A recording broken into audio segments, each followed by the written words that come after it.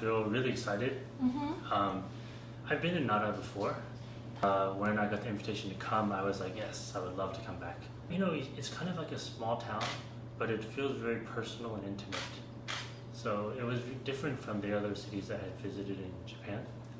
And it felt like I can, you know, it felt like something different, something special.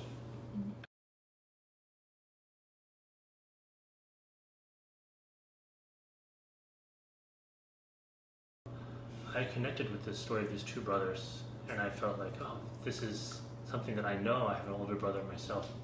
So because of this personal connection, then I imagined myself as this main character going through this journey.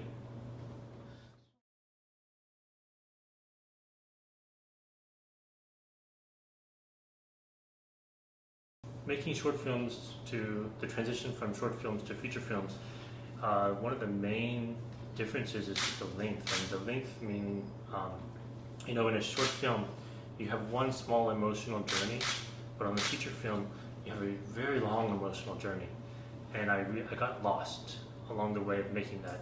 I felt that film for me before I made this film was like story and plot, but there was one point when a friend watched a movie and he said, the film is very beautiful, but when I watch a movie I feel nothing.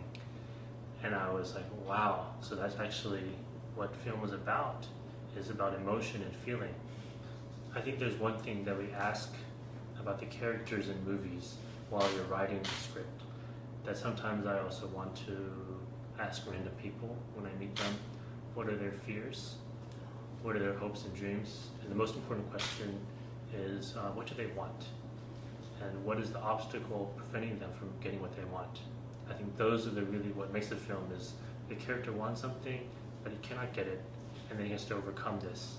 And through this journey, he changes, or he or she changes. And I think after making films, I've always been curious about this in everyday people, because actually everyday people are the people that inspire films, the writing and the stories, because you can't really write a film if you don't know about people's motivations and also their fears.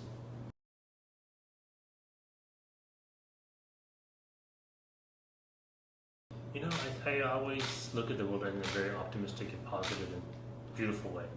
I always try to look at you know, the beauty in there's always beauty in something. And so even when you're making film, there's a lot of times it can be very discouraging, or you know, you want to give up. But I think not giving up, and also looking at, always seeing that there's a brighter side. There's always, you know, something that's beautiful that you can find in everything.